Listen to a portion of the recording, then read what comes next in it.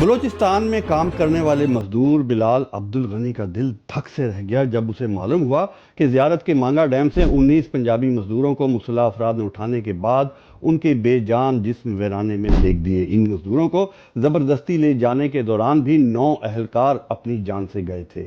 اب یہ کالعدم Balochistan national army تھی یا پھر BLA؟ پاکستان اور جیت کی راول پنڈی ہے، اس کے باوجود اور وہ پنجاب کی ہے۔ اس سے عبد الغنی کا کیا لینا دینا؟ وہ تو پاکستان اور ایران کے بارڈر کے نزدیک ایک گاؤں میں مزدوری کرنے کے لیے آیا ہوا تھا۔ اس نے پریشان ہو کر اپنے بڑے باپ کو خانپور پنجاب فون ملایا۔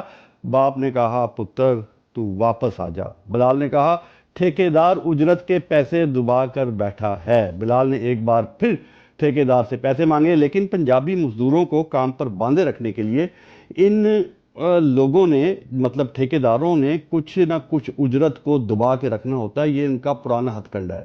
بلال عبد الغنی کا دل پریشان تھا۔ وہ اپنے ہی ملک میں خود کو اجنبی محسوس کر رہا تھا۔ وہ اپنے بلوچ حجام دوست کی دکان پر چلا گیا۔ وہاں 4 اور پنجابی مزدور بیٹھے تھے۔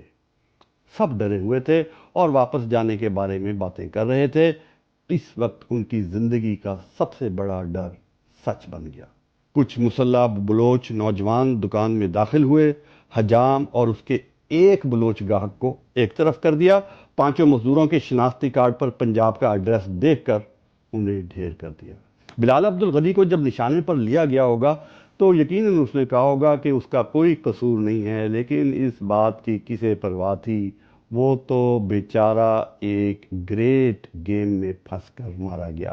حملہ آور اسے نشانہ بنا کر پورے پنجاب کو یہ پیغام دینا چاہتے تھے کہ یہاں مت آیا کرو، تاکہ ان کی بلوچستان علیحدگی کا جو ایجنڈا ہے وہ آگے بڑھ سکے۔ وہ ہر سڑک کو بند، پل کو تباہ اور ٹرین کو ہائی جیک کرنا چاہتے ہیں، جو بلوچستان کو کسی بھی طرح باقی کے پاکستان سے جوڑتی ہیں۔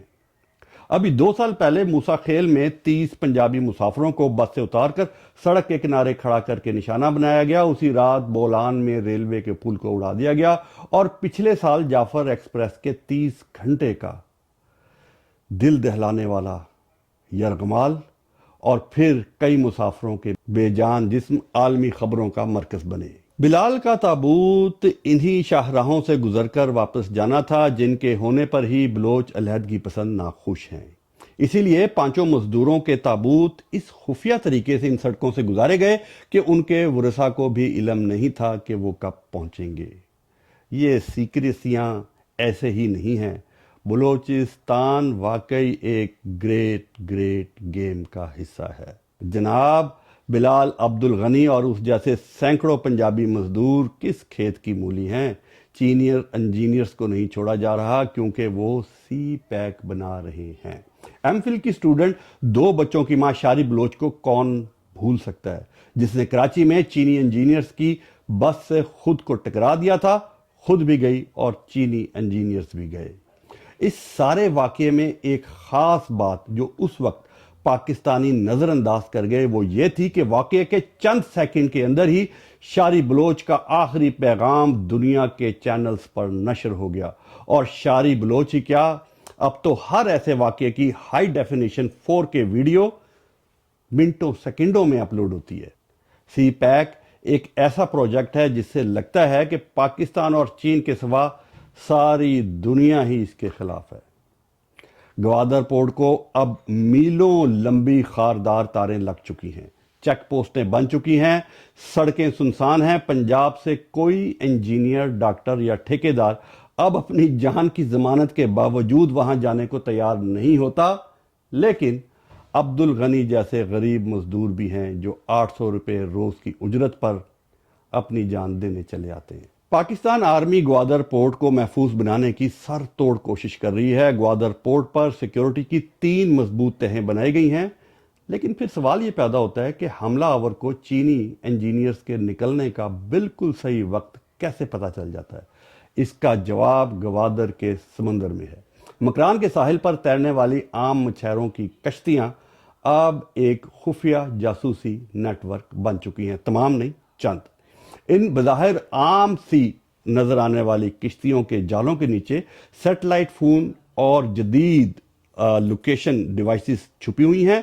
रात के अंधेरे में सेकंडों के अंदर चीनी इंजीनियर्स का स्केड्यूल इनक्रिप्टेड मैसेजेस के ज़रिए सरहद पार भेज दिया जाता है।